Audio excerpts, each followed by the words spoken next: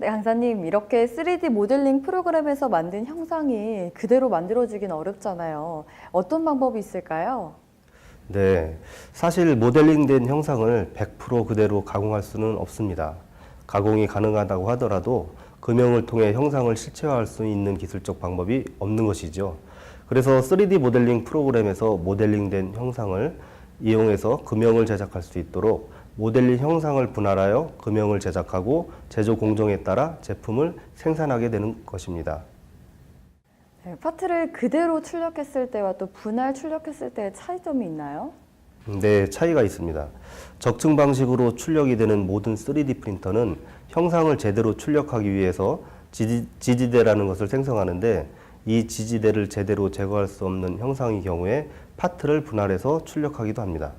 즉, 파트를 분할하여 조각으로 출력하는 경우 하나의 파트를 그대로 출력했을 때 생성되고 있는 지지대를 최소한 줄일 수 있으며 지지대의 제거 또한 손쉽게 이루어질 수가 있는 것입니다. 네, 강사님, 그렇다면 파트 분할이 출력될 모든 부품에 적용되는 건가요? 그건 아닙니다. 파트 분할은 출력될 모든 부품에 적용되는 것이 아니고 모델링 내부에 공간이 발생되어 있거나 그 모델링 공간에서 조립이나 동작 등이 이루어져야 하는 경우에 많이 사용합니다. 네, 그럼 파트 분할도 분할 명령을 이용해서 작업할 수 있는 건가요? 네, 맞습니다. 해당 프로그램에서 제공하는 분할 명령을 이용하여 파트를 분할합니다. 단순 분할인 경우 기준 평면을 이용하고 특수한 분할인 경우 곡면인 서피스를 생성하여 분할할 수 있는데요.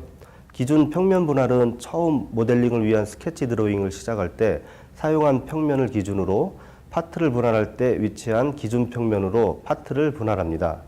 또한 원하는 위치에 기준 평면이 존재하지 않는 경우 사용자 평면을 이용하여 분할할 파트 위치에 평면을 생성하고 분할합니다.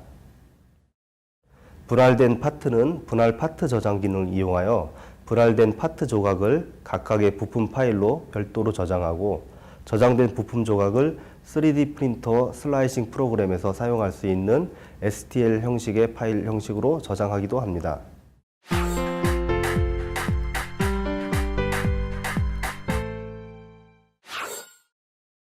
파트 분할을 실습해 보겠습니다. 모델링된 부품 중에서 파트 분할할 부품을 선정하고 만약 출력 조건을 파악하기 힘든 경우에는 3D 프린터 슬라이싱 프로그램을 이용하여 출력 상태를 미리 파악한 후 파트 분할을 적용합니다. 기준 부품을 분할해 봅니다.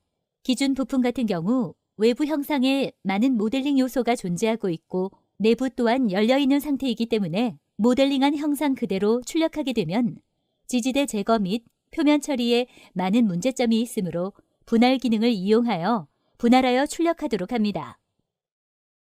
삽입 부품 같은 경우 원통형의 부품도 출력 방향에 지정 및 출력하게 되면 매끄럽지 못한 출력물이 나오는데요.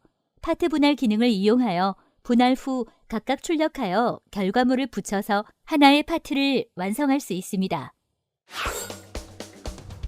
파트 분할에 대한 중요 내용을 다시 한번 짚어보겠습니다. 적층 방식으로 출력이 되는 3D 프린터의 경우 형상을 제대로 출력하기 위해 지지대를 생성하는데 이 지지대를 제대로 제거할 수 없는 형상의 경우에는 파트를 분할하여 출력합니다.